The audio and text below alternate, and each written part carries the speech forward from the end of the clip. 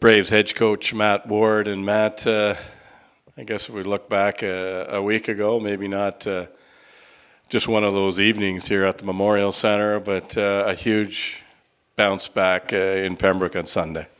Yeah, especially with the way Friday went. It was nice the guys, regrouped and rallied and got a win up there. They don't happen too often, and it's always nice to beat Pembroke up there.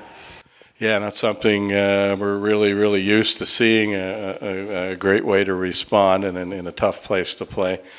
How much different was that game than Friday night as far as your own team? In terms of effort, I don't think it was any different. I think, we got some bounces go our way. Friday night was one of those nights that I don't think no matter what we did, it was going to end up in the back of our net, or at least an opportunity. And those nights will happen. It happened as a whole group. It wasn't one or two guys having an off night. It was a whole team. Then Sunday, they went in a little embarrassed, and they wanted to show that they were for real. And our guys, they responded well, and we still had some mistakes made. Obviously, we had let in a couple goals that we'd like to have back, but we scored enough to win that night, and we came out on top. Looking at the schedule, obviously the Brockville Braves have only played 14 games. Everybody else has played a whole lot more. Does that concern you at all at the way this current edition of the Braves, as you build this team or as this team, does that bother you any at the moment? No, not at all. I mean, it just puts more emphasis on one game at a time and how important every game is. We're going to catch up in the games, and the guys they're aware. They speak of it themselves that this could be the 2 points we need down the stretch, and games are important now this time of year. And we found that out in the past that you can't take a night off in this league. Anyone can beat anyone, and especially. Now that we're catching up on the games on everybody, those 2 points that we can get, everything helps.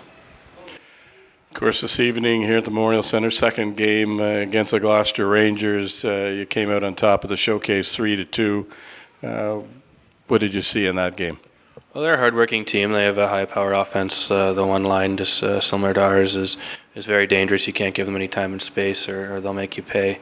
They've done a great job of getting guys that are going to work and buy into a system. And again, it's a team that we have to make sure we take advantage of any chance we get and capitalize, and make sure we outwork them, because they're not going to stop, and they've shown that before. In addition to the lineup tonight, Mr. McCrory is going to play his first game as a Brockville Brave. There seems to be a lot of expectations about him offensively.